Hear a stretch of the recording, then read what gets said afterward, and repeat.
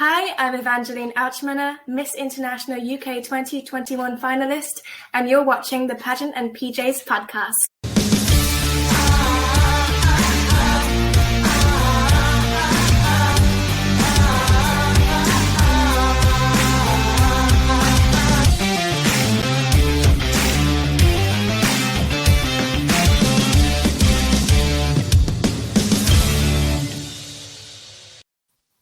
Hello everyone, it's Adrian from the Pageant Project with you. We are up to Pageants and PJs episode. Danielle, quick, what episode is it?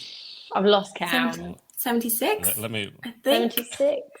Yay! Well done. Good memory.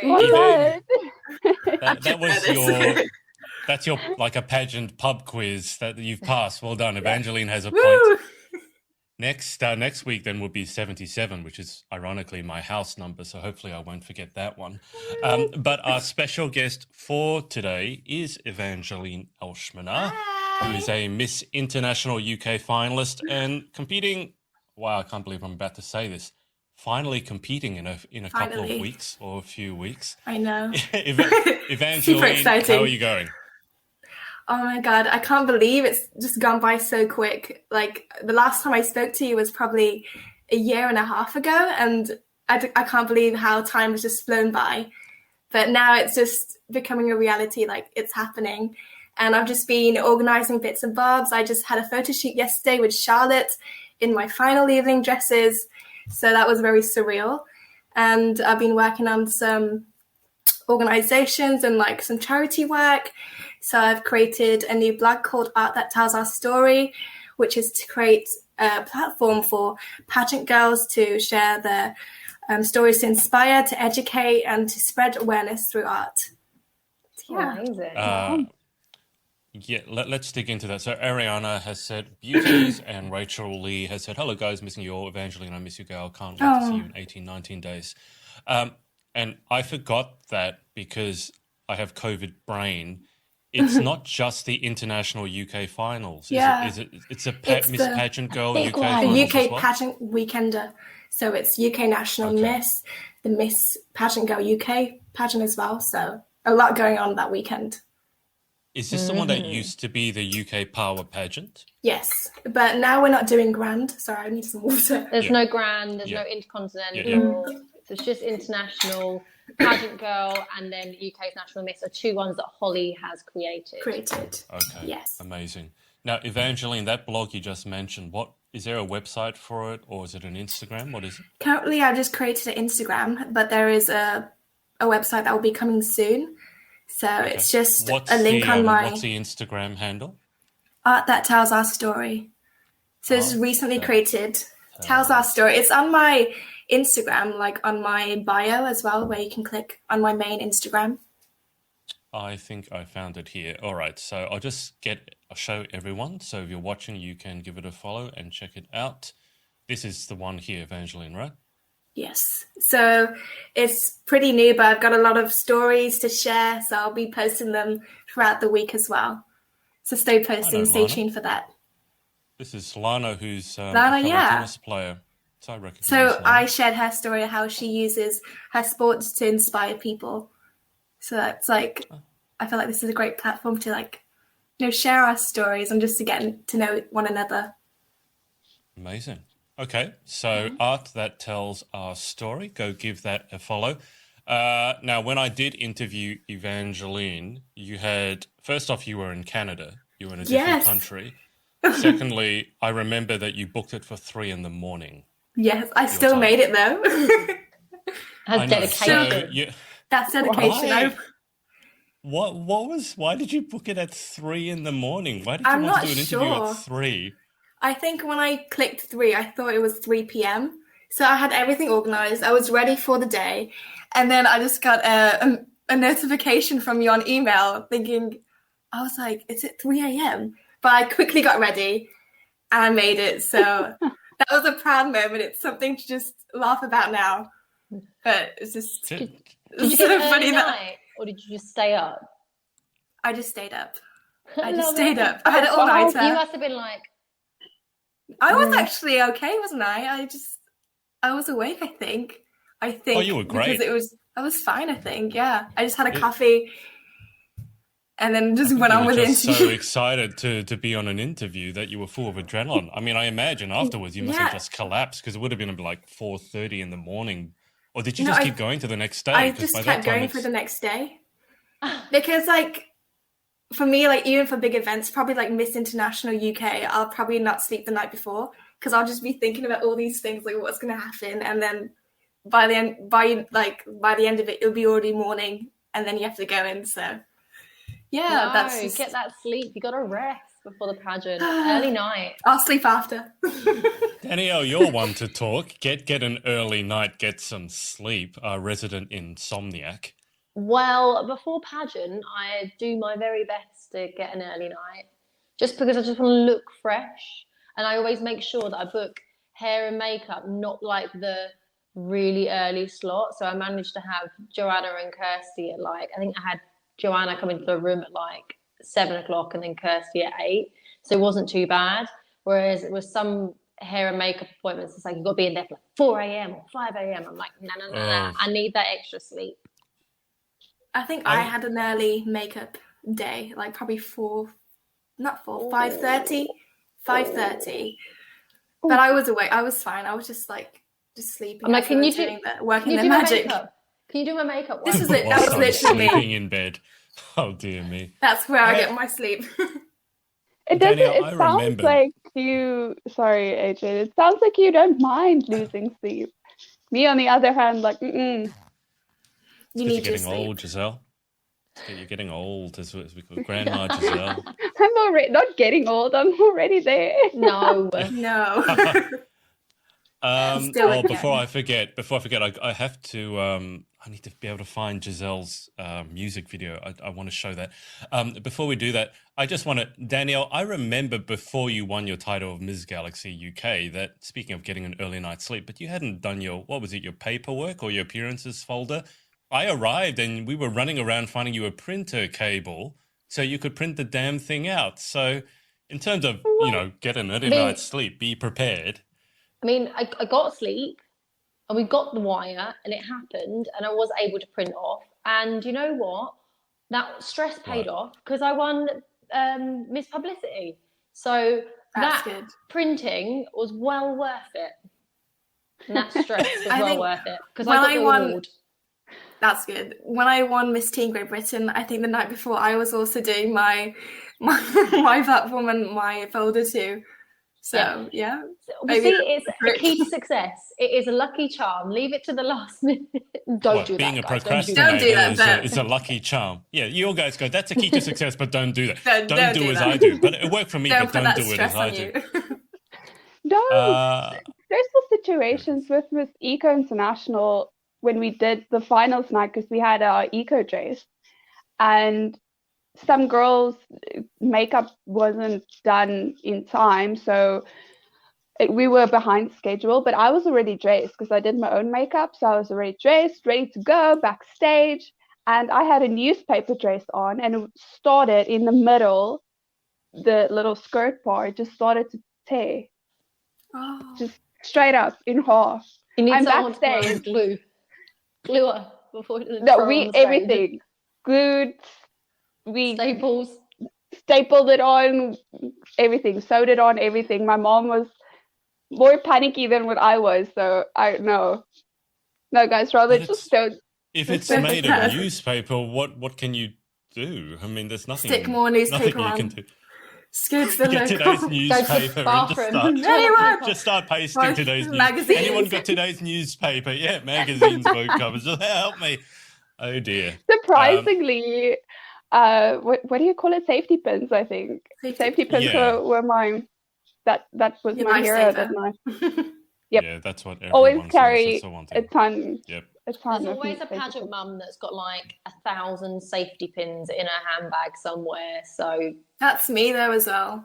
I always tend to break something, so it always comes in handy. And a miniature sewing kit. It's so important because I've seen so many girls. Yes. Because you never know what will happen. Like another pageant girl might have a tear in their dress, so it's always handy to have something. I know a lot of girls buy new things as well, and they forget to take the tags on. So when they're backstage, they're like, "Oh my god, trying to get the tag off. So I and you end up bleeding because you're trying to rip it off like this. And it's like a piece of wire. So I always These do this now.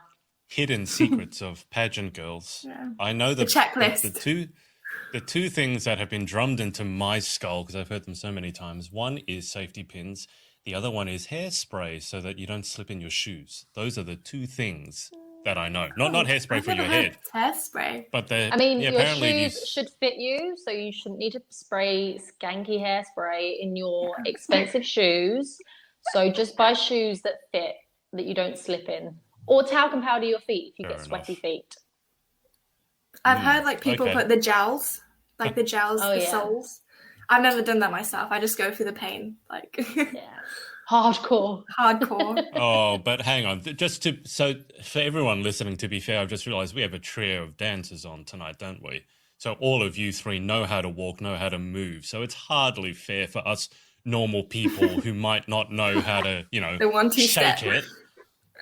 All dancers. I don't think this has ever happened before. We've got the jackpot. Danielle's a dancer, Giselle's a dancer, Evangelin's a dancer. So I feel like we should now do a TikTok dance.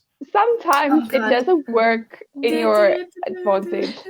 I've actually seen that this week. It's the first ever time I've seen this. Because us dancers, we used to pointing your toes and being on your toes. And I just got my teachers. Yes, I'm officially a coach. But I helped this little girl, and I saw she actually went toe heel instead of heel toe in her high heels because she's a dancer. I'm like, first time I've seen this. Good to know though. Toe heel. Is that how you're supposed to do toe heel? Heel toe, yeah. That's how you. I just have to get it in my mind. Hang on. I'm confused. Is it toe? I thought it was heel toe. Are you saying it heel should be toe heel? Yeah, she goes toe heel. But because she's she's probably used to being on point or off a bat. Okay. Due to ballet or something. Okay, I was just thinking, how do you walk in high heels? I was thinking that in heels. How would you walk? You'd be going backwards, wouldn't you? Not forwards. How do you go forwards? Moonwalking. Oh, you'd have to have flexible ankles, that's for sure. Okay, so as I said, I was going to show you guys Giselle's music video. Well, not Giselle's music video. Do you want to tell us just the story behind it? I won't show the whole thing. Let me just show people what I'm talking about. So it's not Giselle singing, just so you know. It is... So that's... Jy sê jy was al voor en hier gewees. Hy wou hê dat jy jouself vir hom voorlees en ek weet. So, Giselle, first off, it looks amazing. Congratulations. Secondly, can you tell us a little bit about the artist? Because I'm not familiar with him. Oh, so he is the son of a very famous Afrikaans singer, artist here in South Africa. So he's quite new in the business. He's trying to make his own, his own name other than his mother, because it's his mother that's been super famous since she was very, very young. It's the first time I met him. He's so, so nice. Very, very nice guy. So with his idea with this music video, he wrote the song with his sister, and it's about a girl being in a very bad relationship, and he, as I think all men, wants to be the hero of this girl's story. So that's why he jumped in on the one side. I'm supposed to be half dead there. I was struggling. You look so elegant.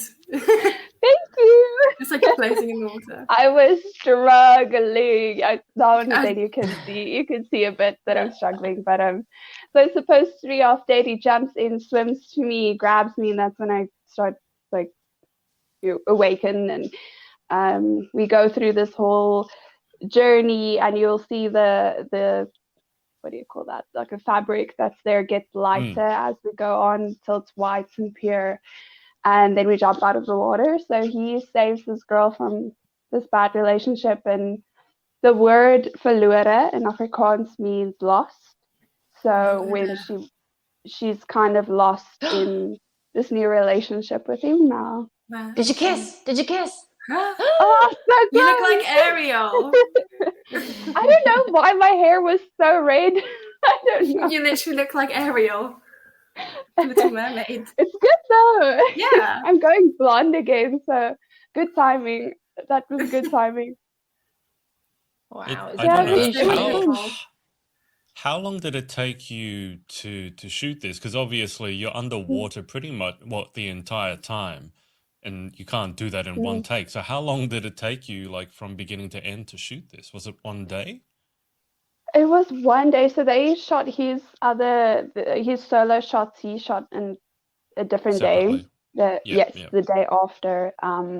With me, because I did a lot of shoots there in the beginning, also solo, and that took me and him 4 hours. I was in the water 4 hours. Did you like prune up? It was shriveled. I was all sure. And also it's winter. It's midwinter in South Africa. It's so cold. The winter. But you make it look so effortless. Oh, you I guys was are going to say, I thought it might have been cold because you can see in one shot, you can see your goosebumps. Like you can see your skin has all the goosebumps on it. So I was thinking it. I still, because I asked the director, I'm so worried, and I'm not used to holding my breath underwater. I close my nose.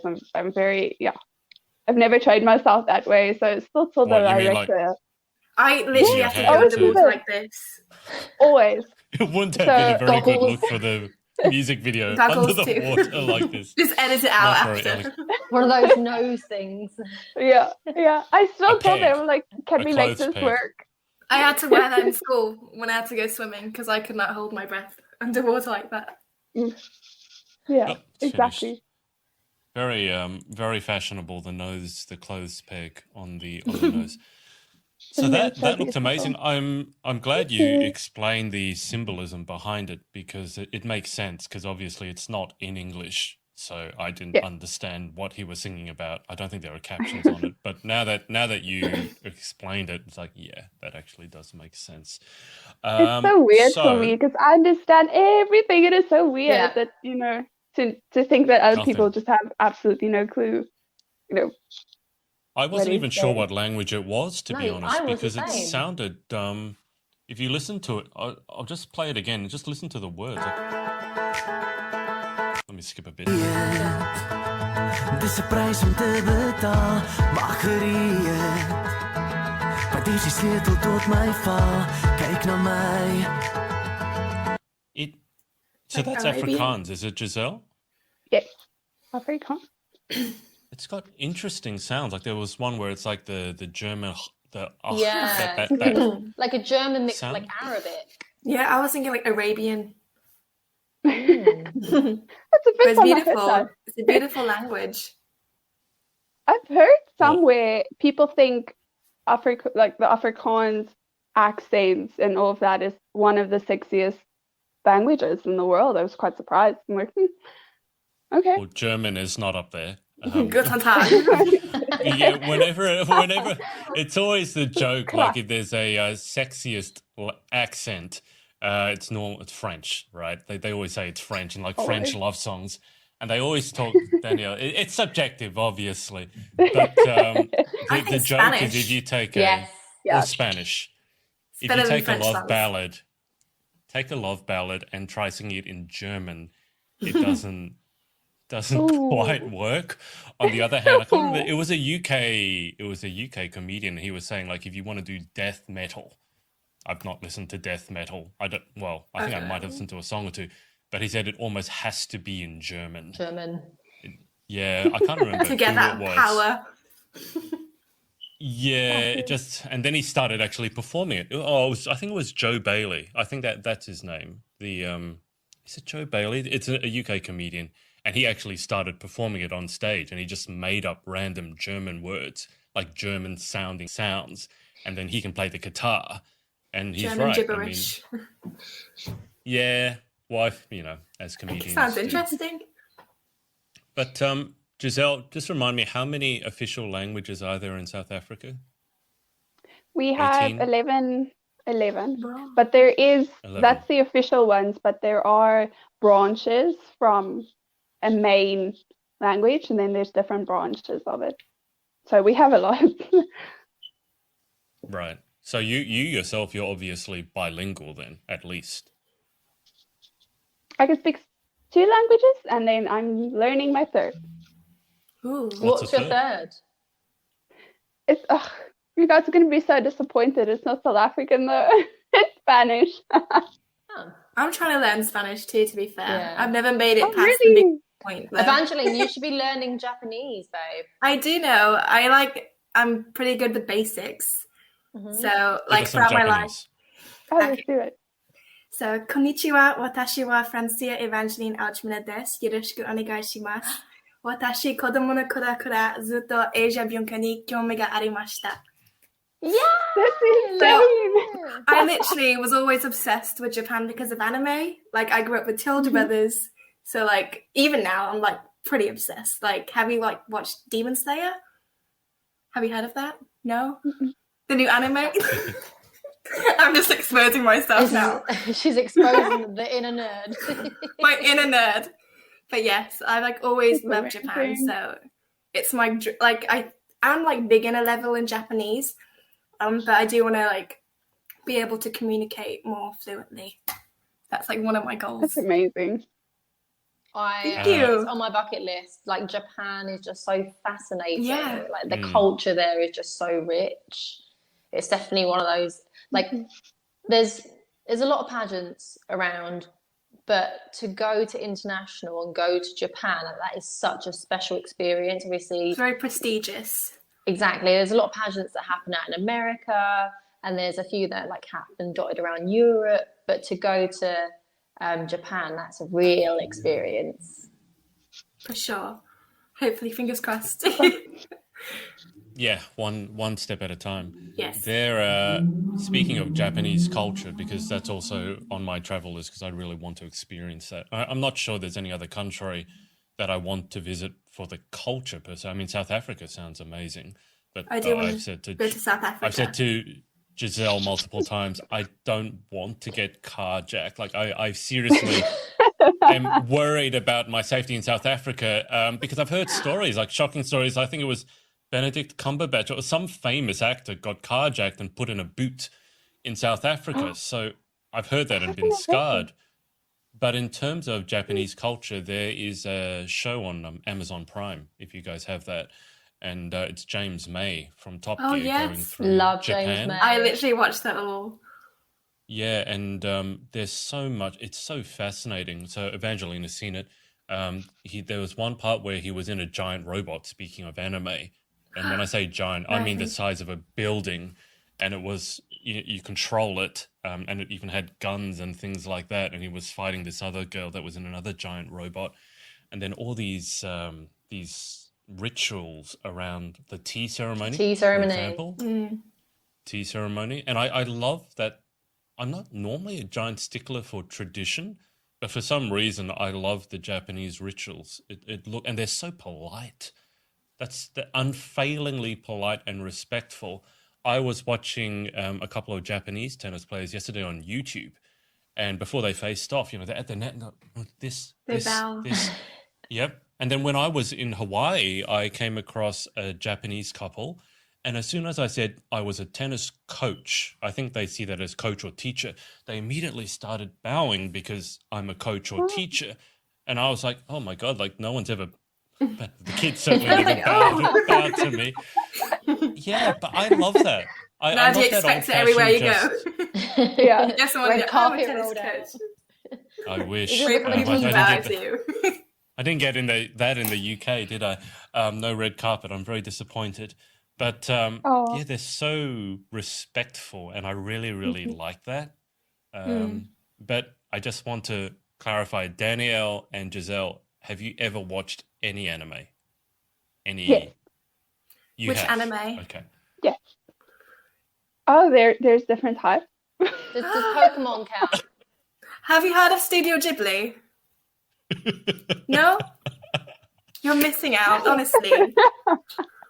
After this interview, I want you to go and search Studio Ghibli. Does Dragon Ball Z count? Is that yes one? and no? Yeah. It's like not the best, but that counts. It's a starter. Don't get into Send an me a argument list. about which anime is the best. That argument will never, ever end. That will never end. I will binge some over the weekend. You got my Instagram, DM me. Okay. I'm trusting you with this. I'm trusting you.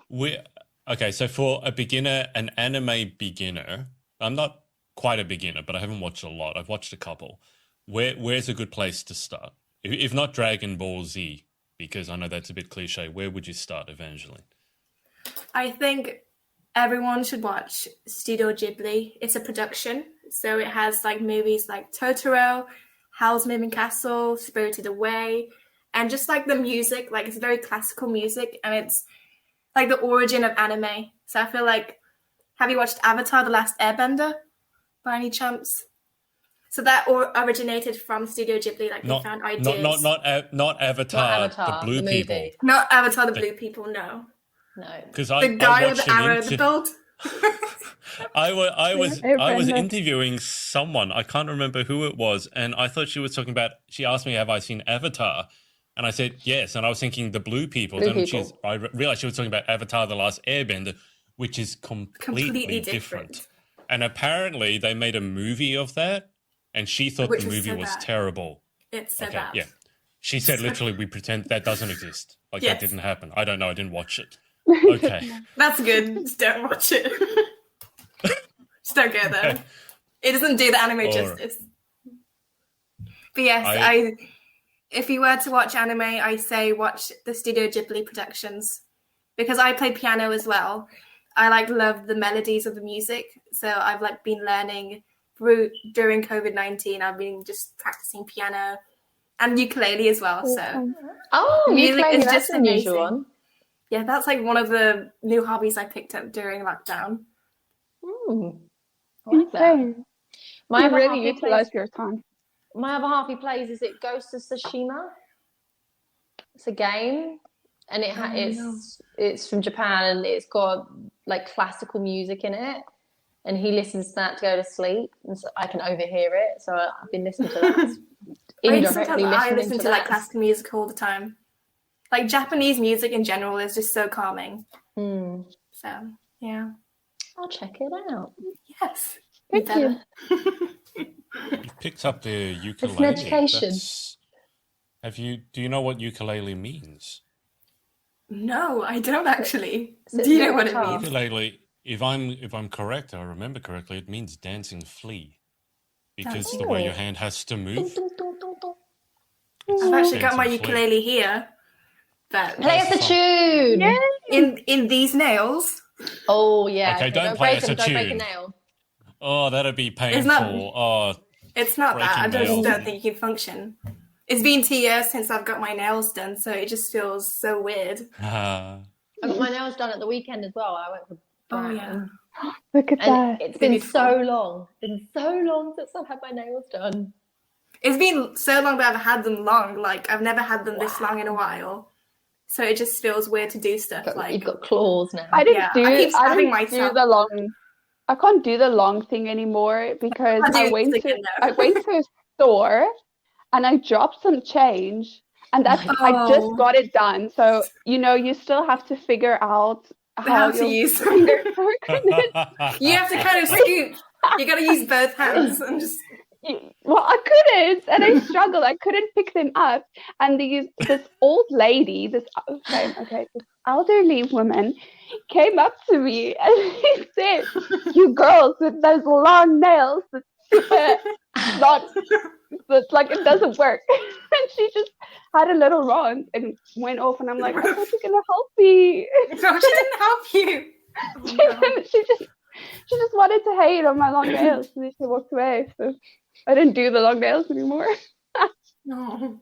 Oh, she got because of that one traumatic experience. Nail shaming. No shame. I don't want to go to South Africa anymore. Speaking as someone who's never had long nails, and because I learned the violin, you can't have long nails because you literally can't play. What is the weirdest or hardest thing to get used to when you do have those really long nails? I think it's pretty obvious. I think it's everything.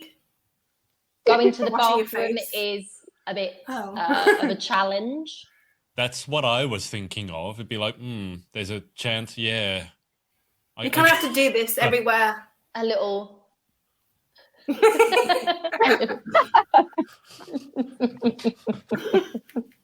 Oh no. Now I know why the French invented bidets. It's for those people who have long nails and can't do things manually. How do you write when you have long with a pen? Can you write? Like that. It's fine with writing. Just have the pinky up too. I think it's fine with writing. It's when you're on your phone, you're like, but yeah.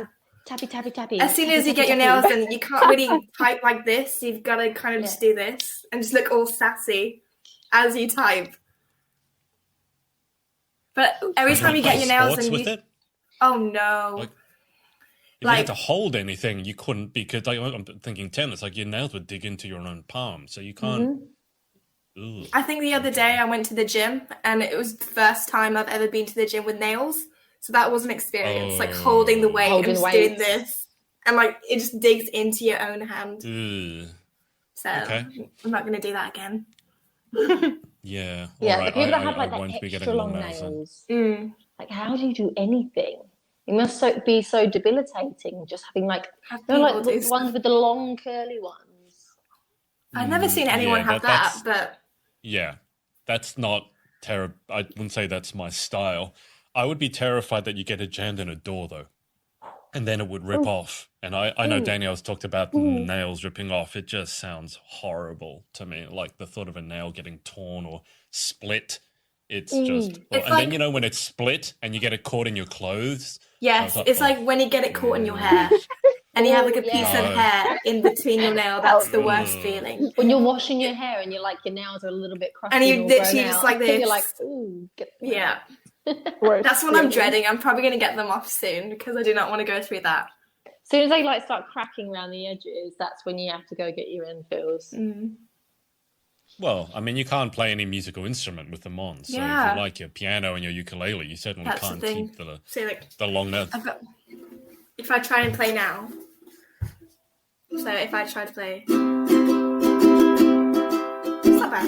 It's when I do chords, that's like the worst bit.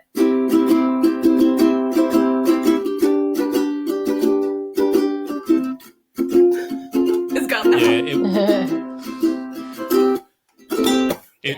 I'm just thinking to my violin, I might be able to hold the bow relatively okay, but the fingering, putting it on the keyboard, because you couldn't put them down like that. You'd have to be putting them down like this. It'd be very...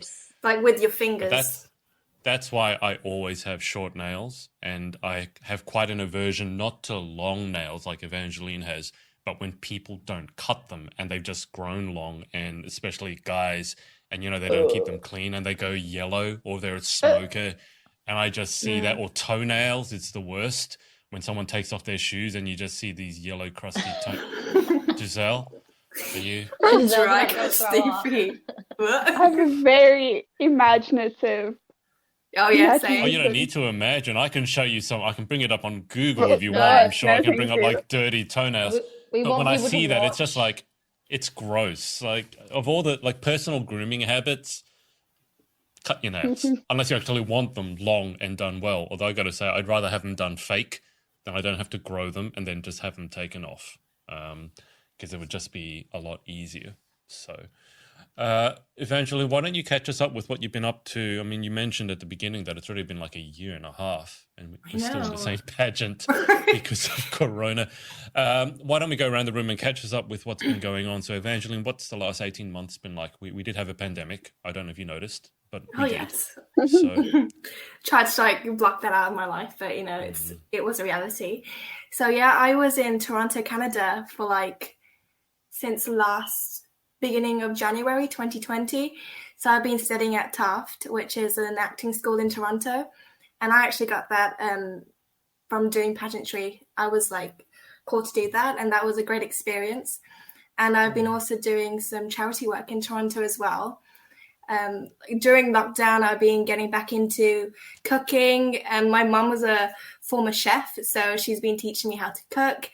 And then we started creating some food for the homeless as well, because during COVID, many people didn't have access to the right necessities such as food, electricity, or whatnot. So it was great to get out there and, offer a good meal. Sorry, my voice is going. Offer a good meal. I'm choking up. I don't know what's happened. Wait.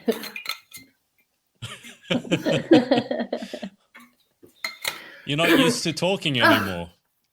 Talk for 5 minutes and your voice is gone already. I've just been singing in the shower. That's why it's probably catching up to me. But yes. I've been we've been making some food for the homeless, and that was really great, just to give back to the community. And then I've been coming back. I've been back in England since last August, and I've got some upcoming events in the future. So on the 12th, I'll be doing an IGTV live with SARC, which is an organization that is abbreviated from South Asian Arts Community. So this is where we'll be talking about topics such as racism, colonialism, colorism, and how men and women are affected in workplaces and how their culture can affect their jobs also through art as well. So that's what I've been working on so far. Amazing. Is the plan for yourself to go back to Canada at some stage? Yes. So I'll be going back to Canada this August for a few weeks just to finish my final year. And also do some charity work as well. Yeah, it's pretty soon. Final year already. I know. Well, I just remember our interview was that long ago. I don't know if you guys have the same thing. Time has been warped completely. Yes. Because of COVID, especially in the pageant world. Canada actually was hit pretty badly with COVID. The UK, can I just say the UK, I mean, you guys won the football and all of you are so patriotic. Everyone's celebrating. It's coming.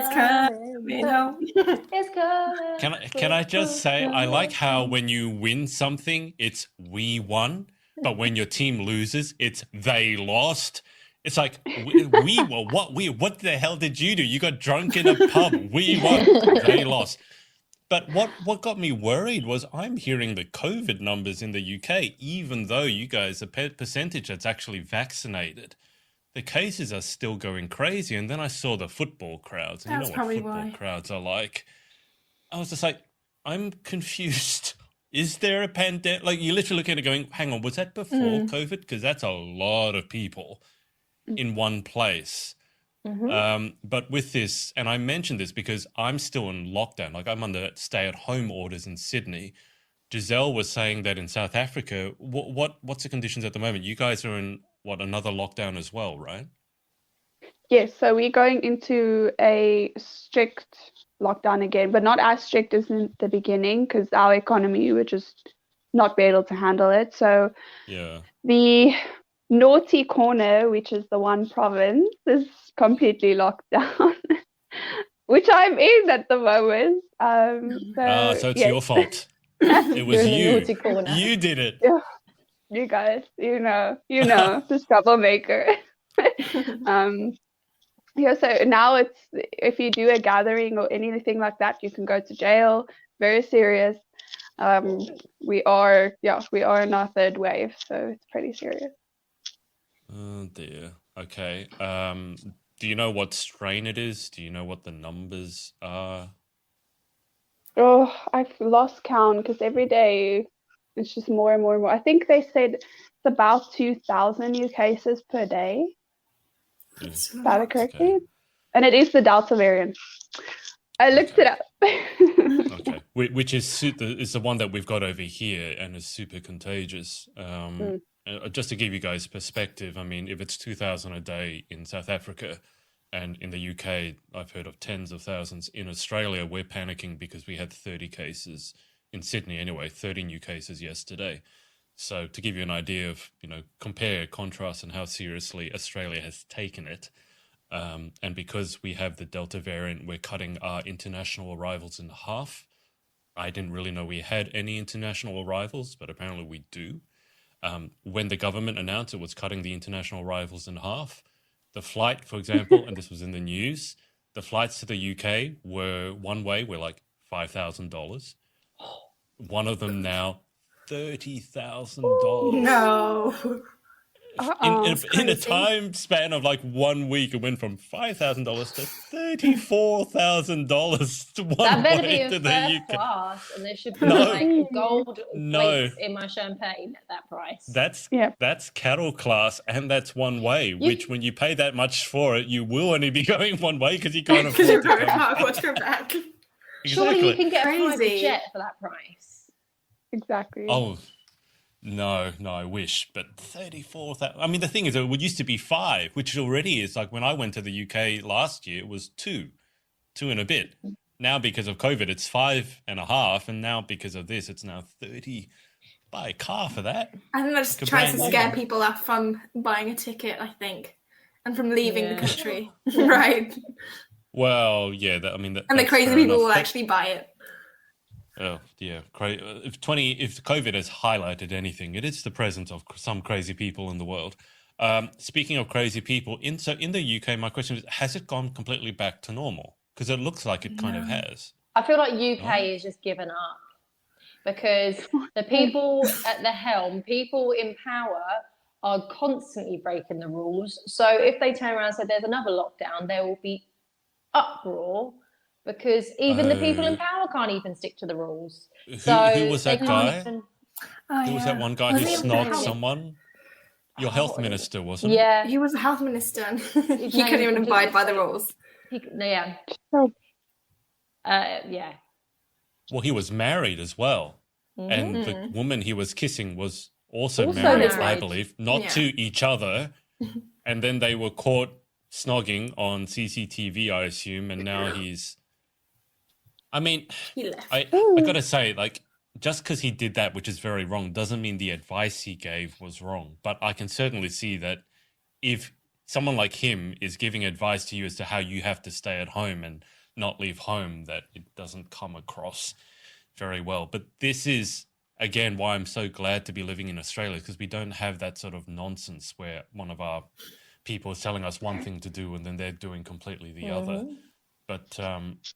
When you say given up, is it just a case of, well, whatever's going to happen is going to happen? Because, I mean, a large percentage of your population is now actually vaccinated. Yeah. They've fully vaccinated.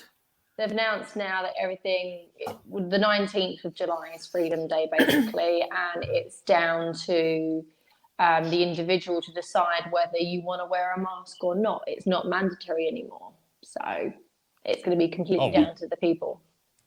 Freedom Day. I mean, on the tube at the weekends, I don't know if you saw my Instagram, but I did, yeah. And I was like, "What?" It was actually shocking.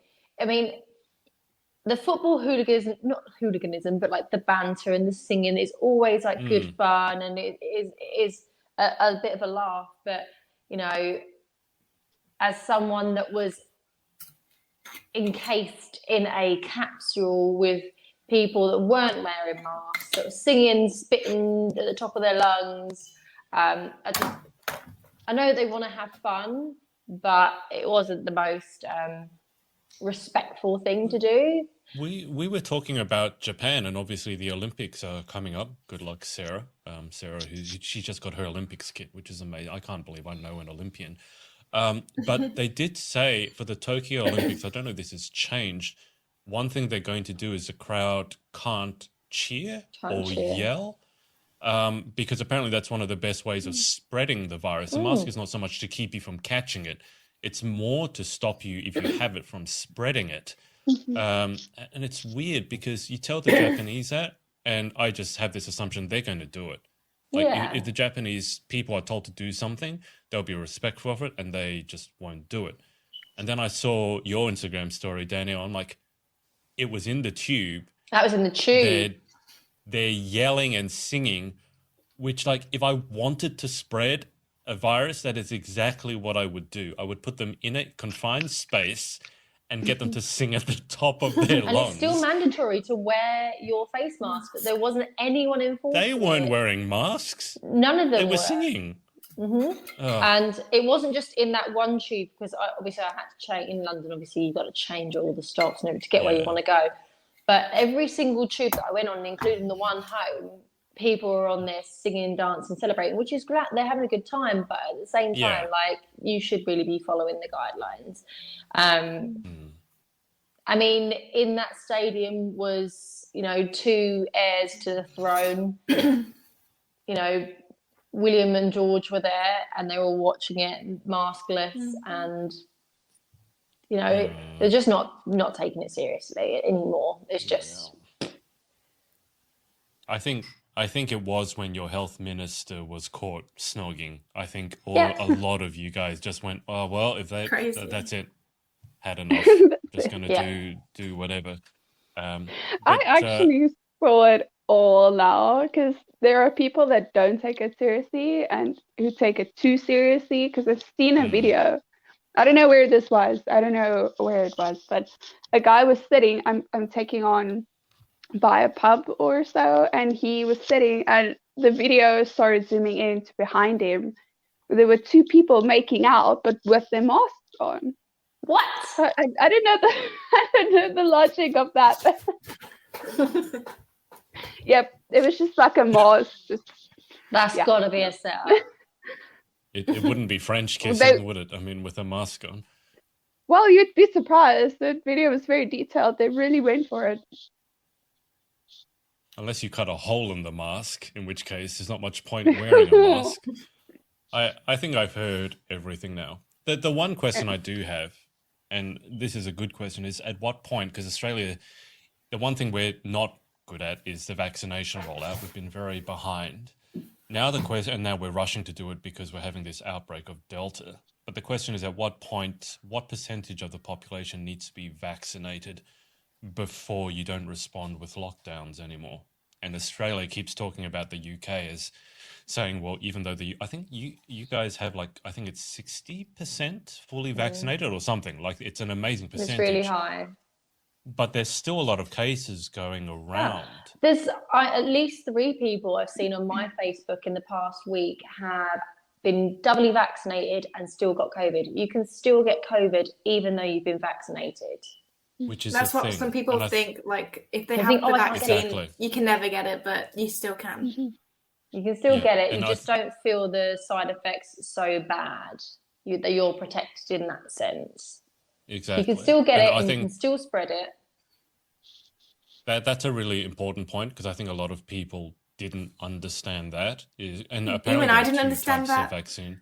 Yeah, same. Until so my I looked that up. brother explained it to me, Yeah, so you can still get it. It's just that when you get it now, it will genuinely be more milder symptoms, and hopefully you don't have to be hospitalized. But then the issue for me is, okay, if you keep focusing on the number of cases, I think that's a little bit, I think they have to stop doing that, because I think they also need to look at how many are serious cases and how many are in hospital. Because if you keep looking at the cases and the vaccine does nothing about the cases, then we're always, or at least Australia is always going to be in lockdown. So I feel like a lot of it's scare tactics. So the bigger the number, then I think they should be. Don't you? It's more like counting like the people that have been hospitalised or deaths that have happened of COVID in the UK in the past couple of months. I'm sure they're a lot lower than what they were. But you guys are also in summer now, which, we're in winter, and I have to keep reminding myself, because a lot of the people I follow are in the UK. And I'm looking at you, and I just look at the photos and going, oh, and in the US, I was like, it's summer, it's 4th of July, happy 4th of July, by the way, and for the other day. And I'm like, how come you guys, oh, that's right, you're in summer, we're in winter. Whereas normally I'm giving you guys grief because you guys are all freezing and miserable, and I'm in summer, tipping it down. It was crazy. Like a couple of days, it was just insane. It was like really bad rain. It's really muggy and humid as well. Very UK. Very UK weather. At least it was properly raining, because the thing in the UK that I found quite annoying was that it wouldn't even rain properly. It would just kind of spit. It would be horizontal rain. You just walk outside and you'd get wet, but it wasn't really raining. It was just glum and grey and damp. It's really raining outside at the moment. Actually, I think it's like calming down now. But in Wales, It rains. When it rains, it pours here. Okay. Fair enough. Giselle, what's the weather like for you? I mean, you're also in winter like myself. Oh, Granny cold. over Facial here. expression. Put all of her cardigans on. Your arthritis is And playing things up. underneath. I've learned how to layer throughout the years. I layered up. Make sure it don't get. And I don't understand these girls with when I see on my Instagram with the US, they would be standing in snow with like a mini skirt and just like a jacket or a jersey, whatever over, and I sit here and almost die. But anyway, my aircon is on at the moment, so Grandma's also sitting underneath the blankie. Oh, the aircon or the cold. heating?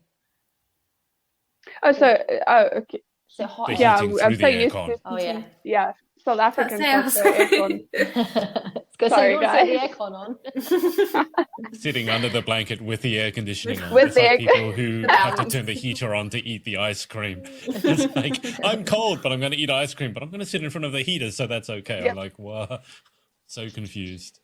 Yep. Okay, so I didn't know that was a thing. Okay, well, I'm so used to it. Yeah, we say aircon, so it will make cold, but also warm. Yeah. The same with you guys. We don't really have. aircon heater We air don't really have conditioning? air. We don't really have air cons like in the built UK. into the house. Not in the houses. No, we have radiators because it's always cold.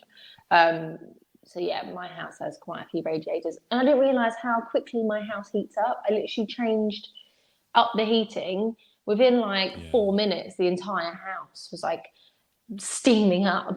So that's a good sign. Wow. But yeah, we've got good radiators. I've got the same as Giselle. So we have air conditioning. It's called reverse cycle. So it can heat and it can cool down. But the one thing in the UK is because you guys are expecting the cold, I will say your houses, the heating is so much better than what we have in Australia. Like you go into a shop, and it's actually really important that you do learn how to layer in the UK because you're outside, you're freezing cold. And when you go inside, if you can't take your jacket off, then you end up like boiling because the heating is normally turned up to like quite a lot. So you go inside, you'll die of heat exhaustion, and you come out and then you'll catch hypothermia. So people were saying like, you got to layer. It's like, what are you talking about? And then there's me with my giant one coat, right? And then I go inside and I'm like, I'm so smart because I wore a coat feeling smug outside. Then I go into a shop and I'm dying because I can't take anything off. There's sort of saying here in the UK, I don't know if it's for the rest of the world, but if you come indoors with like your coat still on, you've like got to take your coat off, otherwise you won't feel the benefit when you go outside. Evanjelin, have you heard that one? You've got to take your coat off, otherwise you won't feel the benefit when you go outside. Because if you're sat indoors with your coat on, obviously you warm up to the coat, and then you go outside, you're gonna be freezing cold. So always take your coat off when you're indoors. Yep. That's something It every makes day. sense. It's the same reason I don't want to ever get out of the hot shower. It's because when you go outside and you're used to the hot, it suddenly feels really, really cold. But I was watching a Gordon Ramsay video, and he had David Hasselhoff come to his house to make Christmas dinner. And Gordon was like, yeah, can I take your jackets? Can I take your coats? And I was just thinking in Australia, we never do that. And that's because we don't have coats or jackets really in Australia. It never got cold enough that you really have, those properly heavy, I don't know if you call them trench coats. I've got like but fur coat. the full length. The full length ones that cover you from head to toe and they look really stylish. We don't have those in Australia because it's never really cold enough, although now I'd be changing my tune. But we don't have that. So no one ever here says, can I take your coat or jacket? Because we don't have those same winter fashion that you guys do have in the UK. It's becoming fashion in South Africa now. It's more fashion than very much needed, but you put it very on weird. and you're roasting. It's so fashionable. You live with the pain, See, I wish This we is a good- had more days of the year where we didn't have to wear a coat, because I feel like, as a stylist, I always say invest in your coats, your shoes, and your bags, because they're the three things that people see the most. Because when you're out and about, it's cold, you need a good coat, you need a good handbag, and you need a good pair of shoes, because it's what everyone sees. But I sometimes wish we had nicer weather so we could show off our outfits, because we have amazing clothes and they're being hidden by a big old coat. Big old furry coat. Yeah, I do need to wonder if invest you, in some good jackets. If you Yeah. spent a bit of time in a warmer climate, you might actually change your tune, because like in Australia, you hardly ever wear a coat or jacket. So you do get to see a lot of the more summery fashions. So That's why I love mean, I Australian designers. There's a lot more. It's a lot more vibrant, colourful, Summery. Yeah. summery. Yeah, like because whenever it's Australia, summer. it's not the Yeah. UK. So jealous. Even like I can't remember what website I was on, but I looked at like the winter collection, and I was like, This is not winter. this is not winter, honey. I This is could not not summer wear collection. this in winter here in the UK. I can attest that I wore winter fashion to the UK and I almost died from hypothermia. It's not like in Australia, if it dips into single figures, and I'm talking Celsius, so like if it dips below 10, most Australians that's freezing, and we begin to wear like scarves, mittens, maybe even a beanie. I remember one day I was coaching tennis and it was 6 degrees outside and I almost died. But then you go to other places like I know Danielle's laughing, but you go to places like Midwest America, Mid-Northwest America, and it's minus 20 outside. That was in Canada. Canada is, it's about the same, right? Because I was near the Canadian border. And I make fun of you guys, the UK peeps, when it gets hot, because it's like gets over 20 and it's like, oh, it's we're already heat out. wave. But the flip Get the side, barbecue on, Doris. exactly. But the flip side, I didn't realize the flip side applies to us Aussies. I don't know if that applies to South Africans, but when I was in the minus 20 climate, I went outside to take a phone call, and because inside is heated, so you're just down to t-shirt. I went outside to take a phone call. I didn't want to disturb someone. By the time I had been on the phone for 5 minutes, I was like, I said, you have to hang up because my hand is not working. It was frozen to the phone. It was like, I can't hang up. Like my hands won't move. And whilst I was on the call, I got a message from the office, the guy inside the office, the boss, saying, you can take the call inside. It's fine. And it's like, I can't respond because your hand, like my hand was like this probably for 5 minutes afterwards. Like crumpled. So I'm not used to that level of, I didn't, it was painful and then I didn't feel anything. And I think that's when you actually begin to die because you just go numb. But I've never been cold enough for it to just, everything starts hurting and then you just feel nothing. I think the UK's weather, thing. the UK's coldness is really bad, like compared to Canada. Like if I were to compare Canada to the UK, say if it was like -2 here in the UK, it will feel like -20 in Canada because I feel like in Canada the air was so fresh and they were so used to like clearing the snow. So everything was just all organised. But in the UK it's just damp and like muddy. Just it sinks not into good. you. It like digs in and like it feels like bones. needles almost. Yeah. It's so like your bones freeze. That's a difference. Crumpled up. Okay. So we won't be getting you guys to be on the tourism board for the UK then. Come to the UK where the cold gets into your bones. It's beautiful. And it feels like needles. Like when you're watching like Christmas lights turned on or fireworks night, you are literally your hands are frozen. You can't forget your gloves because if you forget your gloves, that's a big error. I have the gloves that where it's like at the touch on your phone because taking your gloves off to send a message. I have the same. Nope. Yep. You gotta have those touch. I don't even go on my phone. I just get my jumper and just like intertwine my hands and have my hood up so you can't really see my face and just like be in the corner. But that's the thing I remember. Be in the corner. I remember. I spent a Christmas in Wales because the girl I was seeing at the time was living in Wales, and I remember it being cold, but not pleasantly cold. It was just muddy because it would rain, then it wouldn't really snow, so it was just everything was slushy. Yeah, but I've been like places like Milwaukee, and I've actually been to Canada as well. And when it gets properly cold there, it's kind of like, I was going to say Fresh, it's cool. I don't crisp, mean, yeah, fresh. it's almost like if you're with someone, it's romantic because you get to go outside and you get to huddle. It's as Evangeline said, it's fresh. But in Wales and the UK, it was muddy. Yeah, I don't know. Giselle, have you actually ever seen snow? Yes, once. You have? Once? It was a very, Okay. Not very on TV. unnatural snow, yes. Oh. It Where just did you see happened snow? where it was in my hometown, so the weather just aligned Oh. perfectly for a little bit of snow. So it's an unnatural occurrence, but it was amazing. So yes, once. When You make when snow you said it was angels. when you said it was unnatural, I thought you meant like a snow cannon made it. Well, No, if like Artificial a ski snow. slope.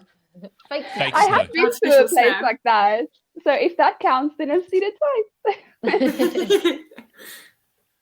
Yeah, Do you ski, Giselle? Ski or skate? I do water ski, but I feel like a snow ski is going to be way more difficult than I think it's going to be. Have you been skiing, Adrian? Yeah, I can ski, and I really enjoyed skiing because my attitude to it was when you ski and you fall over, it doesn't hurt within reason because it's soft snow. So much padding as well. That's true. And then you get to the end, you get to, the incentive for us Australians to get to the bottom so you can always have a drink. Have a beer. Right? That's why we get, yeah, exactly. We get down quickly so we can have a drink. And then you see people. I always wondered why they were going in zig and zags, and I thought it was because, you know, you can turn, you can, no, it's just they're drunk. They're just, yeah, rolling down the hill. But skating, ice skating, I'm not such a huge fan of because when you fall on that, it hurts. And also there's no elegant way that I found I'm not an elegant faller. You're almost doing the robot trying to like keep you balanced. You know the one where the worst is when you go backwards and you're like, and then bang! That's happened. And you're like, That's happened to me before. yeah. I think every time I go ice skating, I end up about 2 inches shorter because you just you fall so hard on your butt and your spine compresses and then you're worried that someone's going to go over your fingers and cut them all off with the skates. So skating, not such a huge fan of. Skiing, I love. I was so bad at skiing that a child, you know the penguins that you get? The child gave me the penguin. Like it's like a penguin that you hold just for your support. And he didn't need it. He was like, just take this. And that was so helpful, but how What's bad I the was. penguin? It's like a Zimmer penguin frame for ice. Yeah. Yeah. The child gave me the penguin because I was that bad. Oh, but I thought that was so sweet. But that made my day. That was so funny. He was like, you're struggling more than me. You need this more than me. Like a 6-year-old child. Zimmer frame. You got the skiing Zimmer and I proudly frame. accepted. It was great. Danny, I'm imagining you know how to ski. I'm actually abnormally good on ice and snow. Like ever since I was a child. Like as a child, we used to go ice skating. I want to say like every like maybe once a month. And because I like speed on the ice. So we used to play a game called Bulldog, which I'm pretty sure is banned here in the UK now. Yeah, and I remember because it's too competitive. That's what it was banned for. And it was aggressive. And I was like really young. I was probably one of the only girls, and I was probably one of the only kids. Well, there were older kids, but I was like one of the younger kids doing it.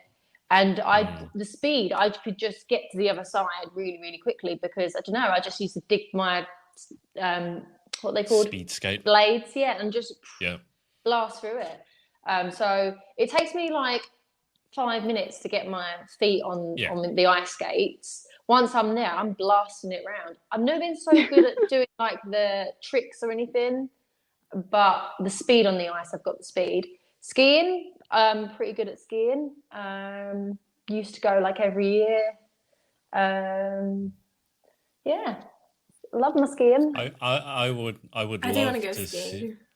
Yeah, I would love to bring get a bunch of us together, go skiing, Well, and just me and Chloe to are. see Chloe I and know. I are going skiing in December.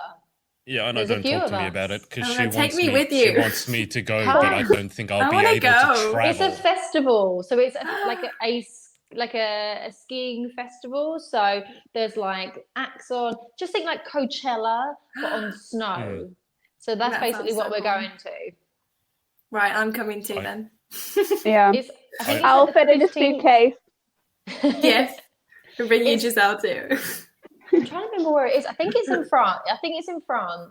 The French Alps. Yeah, we're in the French Alps. And I want to Okay. get us like, you know, the 80s style ski suits. I was going going to talk to you about that. It's like, and like so the iconic. bands, and then like the That's leg so cute. warmers in fluorescent colours. You'll be styling us. Adrian Every is sitting time there you like, I'm guys- going to miss everything because borders are closed. We've already planned some Yeah. photo shoots as well. I think Eden's come in. Who else? Chloe, She I know said Em- Amy. She was going to invite Amy. Amy, Emma Jenkins. We invited Emma. I'm not sure if Emma got a ticket. There's a few of us that are lined up to go. And I'm taking my camera with me as well. So we're going to do some photo shoots while we're out there. I've got like a whole mood board planned. One's going to be like a James Bond style with like a snowmobile. We just need to commandeer a snowmobile from someone. And then like Some we've got all trouble. these like snow bunny looks. So yeah, we've got some photo shoots lined up when we're out there. Fingers crossed we are sober enough You're to going. actually do them. I can't. I would love. I would die to watch the different, like all you guys going over there, and because skiing is one of those things when you can't do it well, it's immediately noticeable. You know what I mean? Like you can fake some skills, but skiing, you've got the people like I imagine Danielle who would just cane it down the slopes, turn, snow going everywhere. Then you have people, well, I guess like Evanjelin who get the penguin. But I remember the first time I went skiing, because you go up, I don't know what the situation is when you guys went skiing, but we had the ski lift and so it's like a theme park chair and you sit down with your skis on. And then when you get to the top, the bar that's holding you in lifts and then you have to ski off, I've but seen it that in never movies. stops. Okay. The thing is it never stops. It just keeps going. So going. when it goes, you now have to get off. You can't go, oh, I don't know how to. No, What have you you're missed? getting off. Well, that's the thing. See, my friend, who is probably the smartest person that I know, but just think like law of averages, he's that smart that he has zero coordination. So he stood up, he's panicking, and I've skied before. Oh. So I've gotten off. He gets up, he goes a little bit down off the chair, and he's now at the top of the slope. But he hasn't quite made it. And he's facing backwards. What? How? So he done a Because spin? the slope is like this, and you've gone up to the top going that way, so you have to then yeah. turn around to be able to go forwards. He's gotten off; he doesn't know how to turn, so he's now facing backwards. And when you see something happening in slow motion, and it's going to happen, you can't stop it, but also you don't want to stop it because you want to see how it ends. He starts going backwards down the slope. He doesn't know how to ski. He doesn't know how to turn. He doesn't know how to stop. And frankly, I don't know what to Just do if you're fall. skiing backwards. Just fall. Sliding, That's what he decided across. to do. He did the crouching thing like an And old then person. crouch. And then he still kept going. That makes and him then go at one faster. point, well, yeah, and then he panicked. So then the skis then got, because they're tipped up at one end, but the back it doesn't have. So the skis dug in, and he flipped backwards off his skis. And I was at the top. I was pointing. You shouldn't do all the Pointing and I was laughing. pointing and laughing so much that I couldn't talk. I wasn't making any noise. I don't think I asked him whether he was okay. That's the I'm best sure he laughter. wasn't. Usually, I'm sure his ego was bruised more than anything else. apparently, like ski injuries are really bad. Like it might not look that bad, but it They is pretty can bad, be. isn't it? They can be if you It's have all a proper preparation, one. though. Getting off those How ski to- lifts, it's all about preparation. You really got to get your skis off, because when you pull the thing down, there's something you can rest your skis on. You need to get your Yeah. skis off that, lift it up, and then have your poles ready to brace yourself to get off and go in the direction that you need to go. Some people leave it to the last minute and then they're panicking and their skis all Yeah. over the place, and then that's when accidents happen. I also love it when you have a giant spill and your skis come off It's a and pile you up. lose your stocks. One person falls, and if they don't Everyone stop it in balance. time, because they do stop it, and you are just dangling in the breeze if there's an accident, and you know that you're with a group of newbies when it keeps stopping every now and then, and you're just dangling in the wind. Like, come on, guys, please, someone just. I must say, you have to just teach these people the bare basics. And this is where this is a completely different situation. No, hear me out. I'm thinking of this is a way different situation, but I'm thinking it's the same principle of just teaching the basics before you just head on in. So my one friend, we all got our licenses, car license, and this one friend didn't. She never learned how to drive, and we're like, okay, good idea. We're a bunch of friends together. Here's an oldish car. We're on a farm. What can go wrong? We'll teach you. It's fine. And I was sitting in the passenger seat, and she just started going, and we never realized we never taught her where's the brake. So you guys can imagine how that went. Was she okay? Just get the handbrake. We all were okay. I did the handbrake. Luckily, I was fast enough because she was like, because we said brake, and she just did the petrol even more, the accelerator, because so yeah, we were straight in some poles, but it's all good. We climbed out all fine. That's good, as long as you were alive and okay. Climbed out. Was it that bad? Well, you wouldn't want to do that again, would you? Yeah. In a car. Also, I'm surprised that she didn't know that there was another I mean, like if I go in, for example, I've learned how to fly and I've flown both planes and helicopters. I mean, the first thing you do when you go in is you ask, like, what does each thing do? Like, I wouldn't want to be in control of any vehicle where I didn't know, what does that giant pedal that's right in front of my foot do? Because I've also, like, talked to people who don't know what a clutch does, because I drive manual. Americans call it stick. But a lot of people... Stick shift. I've had people get into my car or get into a manual car and go like, why is there another pedal? Is that to put my foot on? And I'm like, my.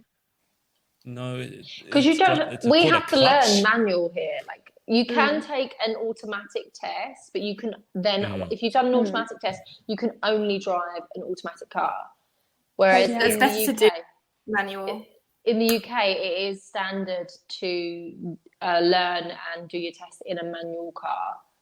I can't imagine, like, my other half drives an automatic car, and for me, it's just like driving a go-kart. Yeah, I learned. I think we have the same thing here. I don't know. It's been a while since I passed my driving test, but we had the thing where if you passed in an automatic, then at least we have it now. You pass in an automatic, it's actually put on your license so people know that you can only drive an automatic. I then wanted to learn how to drive a manual, so I had to teach myself. So it's not standard to learn in a manual car in Australia? I don't think anymore. And in America, like, I'd say probably 80% of them wouldn't know how to drive a manual. Like, because if you think about it, if you know how to drive a manual compared to an automatic, you just turn it on, you stop, start. The first time you drive a manual car, if you're anything like a normal human being, it's ba-bang, ba-bang. You remember this, ba-bang, ba-bang, ba-bang. And then, hill start, I stalled. I started rolling back. All that stuff. That's part and parcel of learning how to drive, which is why you don't learn to drive in the middle of a really busy road. But so it makes you more of a skilled driver. It does. But in America, it's almost impossible to get. They call it a stick shift. It's almost impossible, I think, to get manual in America. It reminds me of in the Michael McIntyre sketch, how Americans have like named things to make it blatantly obvious what it is. Like waste paper basket. Waste paper basket. Sidewalk. The sidewalk. And you walk. Yeah, because they used to walk in the middle of the road and kept getting hit. So we call it a sidewalk. Waste paper basket. The call it problem just with that troll is it's only funny because it's partly true. That's It's a the stick. problem. Yeah. Oh, It's a The good stick thing shift. about Australian and South African, we just sit in between this and we just watch. But What the Brits take the Mickey out of the Americans. we just watch. The thing is, every time I watch anything that's UK humor or the UK version of a show on YouTube, all the comments underneath are how much better the UK version of a show is than the American version. And I got to say, I agree with that. And I also prefer the UK sense of humor, which has irony banter. and a bit more. Yeah. Whereas American humor, this is why I can't stand Friends. Sorry, I know I've alienated can't stand 80% Friends of the either. people. But Friends, it was like, America is land of the canned laughter. Like your character in a sitcom, in an American sitcom, you're just a catchphrase. It's like Joey is, hey, how are you going? How you I'm like, doing? How you it's doing? like, How you doing? okay, that I don't even know. Like that's funny for like 5 seconds, and then after that, It what? becomes a gimmick and too much. It's so obvious and repetitive. Like for me, that's not my kind of humor. I like things that are either a bit dark, Dark humor, and you think, oh, I probably shouldn't be laughing at this, or I like humor that's really intelligent that makes you think. Yep. Or just really dry. Like natural humor when it just comes out of the blue.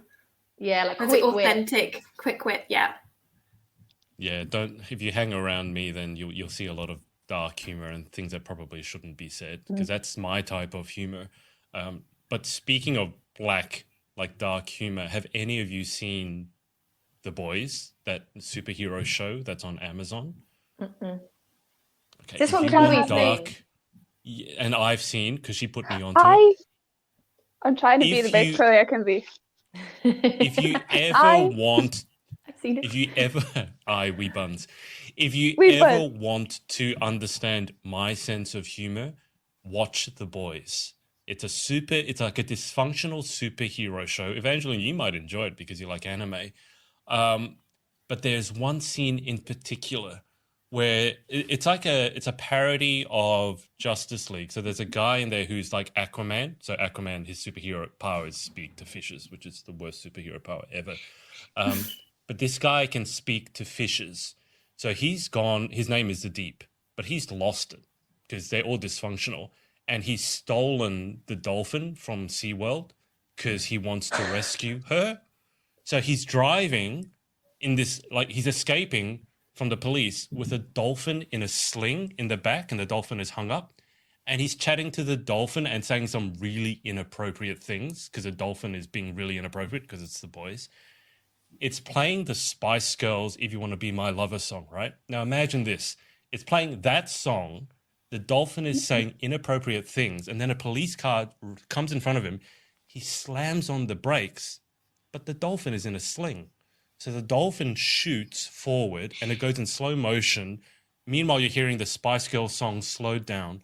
The dolphin goes through the windscreen in slow motion, ends up rolling onto the road, and then a semi-trailer comes by and runs the dolphin over.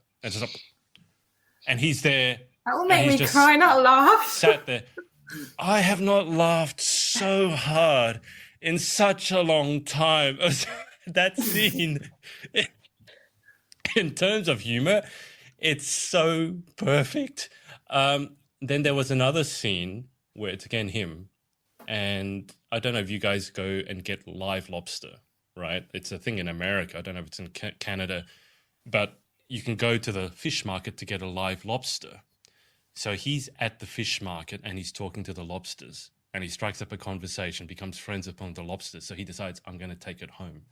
So he asks the fishmonger, can I get a lobster? And he goes to pick up another one. He goes, no, that one. So he picks up the lobster, and then what do? You know, They can.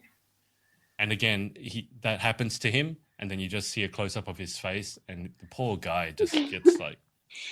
But if you want to see dark humor... Yeah. If you want to understand my sense of humor, watch that. Because if you find it funny, that's my sense of humor. If you don't enjoy it, you'd be like, yeah, we probably don't have the same sense of humor. So know we've got a what's list of things to watch. my sense of boys. humour is The In-Betweeners. That never fails to make me laugh. I've not seen that one. Oh Is my that God. that's a It's UK TV show? That's a Yes, UK you need show. to watch the TV series. The movies are a bit meh, but the TV show is the best. The In-Betweeners, brilliant, absolutely brilliant. Okay. If it's old school British humor, I will love it because I grew up on Faulty Towers, Yes Minister, Are You Being Served? I think, and things like that. Which Yes Minister in particular, if you haven't seen, it's a political humor / satire. The issue with it is that all the things they made fun of back then, they're even more relevant now than they were before. And a lot of the humor back then you can't do anymore. Like they've had to cancel, for example, I think the Faulty Towers episode, which was called The Germans, and in it John Cleese ends up doing the Nazi walk. I think they've had to ban that one because they find it's too politically incorrect, which is a bit of a shame.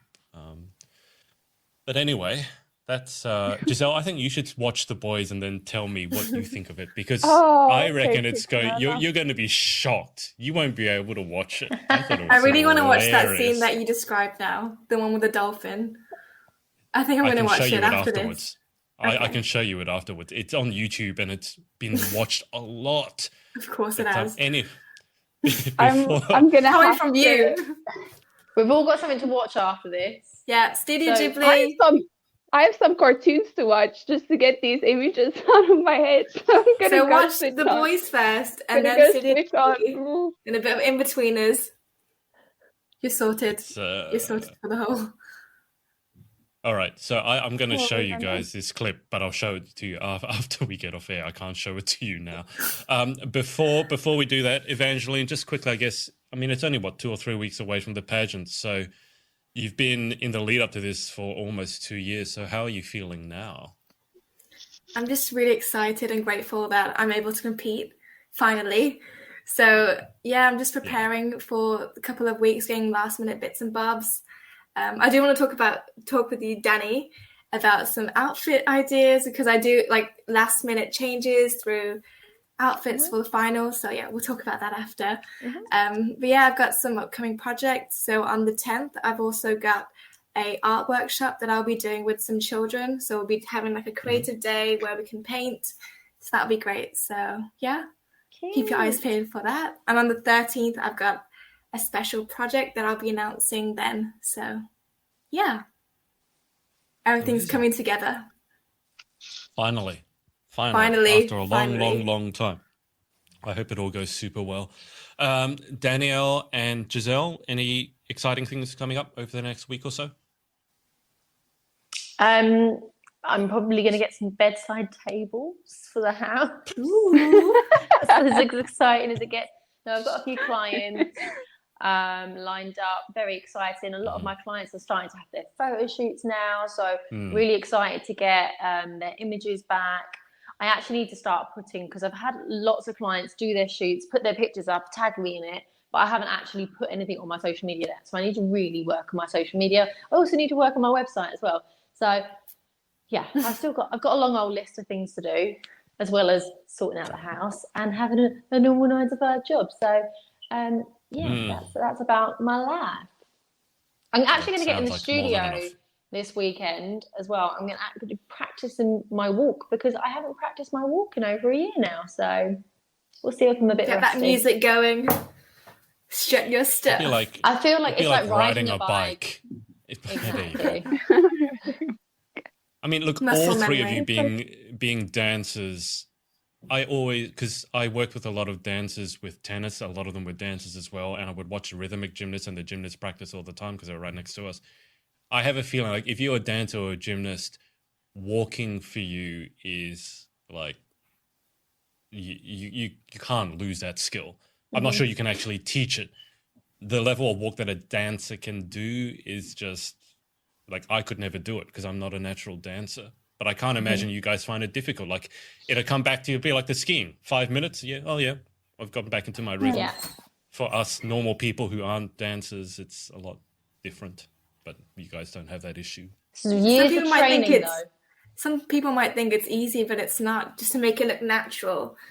but you're always like No, tensing the core, shoulders down. Like it's it's a the lot. hardest thing in the world to make something look easy.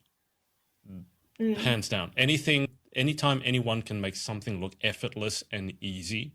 I mean, the example was Roger Federer when it comes to tennis. And like literally I took someone to see him play live, and she didn't know anything about tennis, and she was like, it doesn't seem right. Like, why? It's not fair. Why is it so easy for him? And I'm like, yeah, I know. Because the other guy down the other end is making it look effortful, which it should be. And he's like, yeah, I hit the ball here, and then I hit the ball there, and then I do this. It's like, The tactic, right? Yeah, it doesn't quite work like that for the rest of us, but I'm glad it works for him. I always wonder, because they call it a hidden talent. So I always wonder, is it really true? Because your hidden talent is effortless, if you think about it. I think it's a mixture of talent and hard work. And that skill, yeah. Because you can be talented but never do anything with it, and get beaten by someone that is not as talented but works at it. Same goes in the sense of pageantry, I suppose. So you just got to practice. Practice makes perfect. So yep. I think the way that the studies that I've seen is like talent initially beats hard work. So when you're, and I'm talking when you're young, like 12, 13, the talented people then, they will beat the hard workers all the time. The issue then is because they win so easy, when the people who work hard and graft start catching up, the talented people aren't used to working hard. So then the hard workers then start beating the talented people, and the talented people give up, or they start playing another sport. That's often a sign, like they keep doing different sports and they get pretty good, but they never master it because they don't like the hard work. But then you have people who are talented and work hard, and then that's where they're the ones that get the gold gold medals. Yeah, I mean, to give you an example, yeah, I don't. I mean, she works extraordinarily hard, and she's a former gymnast. If you've seen like what Federer can do with a racket, there's one where he hits a serve, the person, it's a fault, so it's out. The person just whacks it back, so the ball's coming back at him pretty quickly. Not that it's going to hit, but it's coming back at him. Most people couldn't even catch that ball one-handed. That'd already be like showing off. He can catch it on his racket. He can bring the ball, it's flying to him probably 100 k's an hour, bring it to him, bring it to a standstill on the racket, and the ball never bounces. Like if you see it, people actually thought, oh, that must have been reverse motion. You can't do that. No. Crazy. And I've tried doing that. I cannot do that. I've nearly been hit by a serve. So I've been like ball crews. So I did ball crew for the Egon Classic for the women's tennis. So for like 3 years, right? And I've been nearly hit by serves, and it is scary. They're pretty fast. Yeah. I always feel sorry for the people that get hit by the ball. Like it's always the ball boys, or I'm like, oh, yeah, give them your shirt or something. Well, they give us drinks and stuff. Yeah. There was one where there was a young boy who got hit by a serve. I think he got hit in the tummy, and he started crying. So the player went over there to comfort him and give him a sweatband. Then there was another one. There was a woman having a drink in the stands, and the serve I think it was a smash, bounced over the fence and hit her in the face. So she was like, can I get hit in the face? Because I would love to get a sweatband or a racket or something like that. Yeah. I actually fainted. You fainted? Yes. It was drama like queen. It was crazy. It was probably like 26, 30 degrees. Effortless. I was apparently still on the floor trying to collect the balls. We were doing a ball change. And I saw the other team come down. So I'm like, right, I can hold this. And I was on the center court as well. So all cameras, everything, announcers, umpires, the whole shebang. And I remember just like, I've got to hold this. I can't just drop on the floor. So I sat down, and then I just remember it being all blurry. But then the ball crew person was switching balls. And I was like in between fainting and collecting balls. So there's a video, my teacher has a video of me just doing this and like trying to collect the balls, and all I see is black. And apparently the tennis player carried me and like put me on a seat and gave me like Powerade, a towel. But yeah, that was an experience. Hang on. I'm like, It's because I saw a video where this happened. I'm wondering now if that was actually Is that you?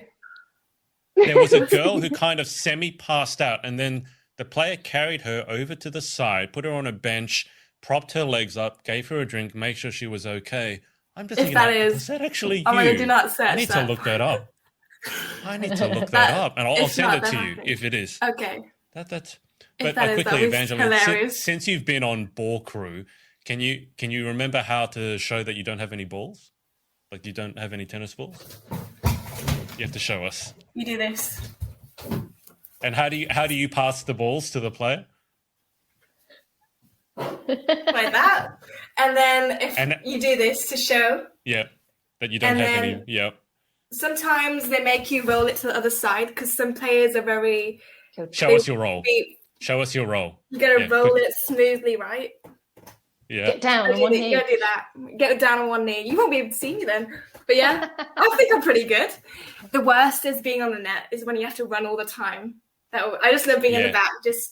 But because you have to train and you have to always have it helped with my pageant walking actually, because you got to have a strong back. You got to stand up straight, and you've just got to always walk with your hands behind your back.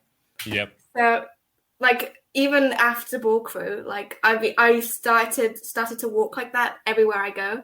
Like I remember all my Ball Crew friends would just be walking in town like this, but we never knew we were doing it. So yeah, because we did it for so long. Good posture. The Wimbledon Ball Crew are the best, though. I mean, I was at the Wimbledon their posture Ball Crew. Oh, right. Yeah. The way that those guys and girls, they just do everything perfectly, and you never notice that they're there when they're doing their job right. And when you're at the net, as you said, you got to kneel down all the time, and it's like, I don't know how you guys do that, but you think it's 26 so cool, or though, 30 is hot. It. You should do it at the Australian Open one day. One time it was so hot, the court started melting. This was back when it was made of rebound ace, which is rubber. And it was so hot. This was past the point of crack an egg on the court and it cooks. This was a point where it melted. And because it was rubber, it started bubbling. And they needed to actually repair it. I was say the trainers would be sticking. They did. One person's shoes melted. Like the sole came off. Crazy. Ooh, because not only is it that, in those conditions? Well, that's when they then brought in the extreme heat rules. Because you imagine it's 45 degrees in the air. Imagine what the ground is like. Because it's always about 10 degrees hotter on the court in the air. And then the ground, could cook an egg. So it's at least like 60 degrees on the court. And then people's shoes begun to melt. So, that's crazy. Giselle, I thought you liked the heat. I love that. No, I'm just not too keen on just lying in a court that's melting like lava. Oh, no. come on. You guys can all faint and look very dramatic. That's one place I want to go. Faint and look elegant. In Iceland, where the floor is so hot because of the volcanoes, they've like baked under the ground. Oh yeah, and that's always something I want to do. They all bake the cake. Bake bread. Yeah, or breakfast. They bury the bread. Like so cool. Yeah, I remember watching a TV show where someone did that. It might have been Gordon Ramsay or Jamie Oliver. Zac Efron. Did he do it as well? Yeah, Zac Efron did it. I remember seeing someone do it, and the next day they came back and someone had stolen their bread, though. Can you imagine? Stolen? That would be me. Imagine stealing someone's volcanic bread. Anyway, okay, let's leave it there because we've been on for ages and I really want to show Evanjelin this dolphin video and watch her reaction to it. But thanks, Evanjelin, for coming on and best of luck thank you for having in a me. couple of weeks' time. And thank you to Danielle and Giselle for their time as well, especially to Giselle. Thank you for being such amazing guests, hosts, Danny and Giselle. You're welcome anytime. It's so lovely to speaking to you. We're going to have to make Giselle a special, some sort of co-host as well, because she keeps coming on and subbing in for Chloe and for Danielle. Chloe, by the way, is having a blood test done and wasn't feeling so well. So I asked Giselle with only like less than 24 hours to go, and she was like, I live my life last minute anyway, so it's all good. And I figured that since you're in lockdown, you got nothing else to do. So, why in the not? naughty corner. In the naughty corner. In the naughty corner. Yeah. Corona is Giselle Ace's fault. So there you go. You're welcome, world. All right. Oh, what's happened here? No, come here. Can you hear that?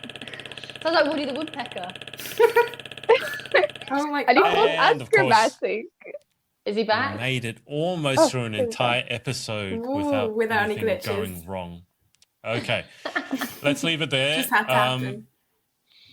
Evangeline, don't go away. I want to show you that dolphin video. But thanks everyone Okay. for watching. And We're just gonna will binge speak watch. Speak to you next time. Bye. Bye. Thanks for watching. Just a reminder to you entrepreneurial types to come and join us at our Facebook group, facebook.com/groups/the Pageant Boss. I'll see you inside and see you in the next episode.